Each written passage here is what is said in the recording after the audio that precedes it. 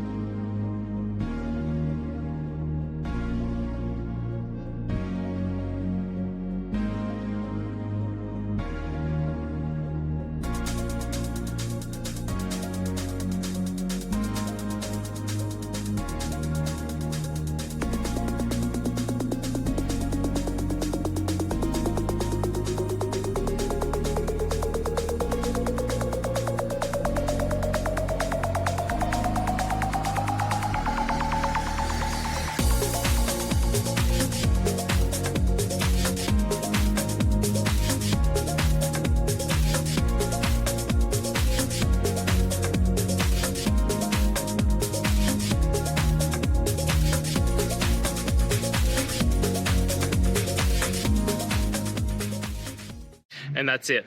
I hope this video has helped you get through to that resolution that you're looking for. If it did, please hit subscribe. And until next time you need technical help, I hope you have a good one. Cheers.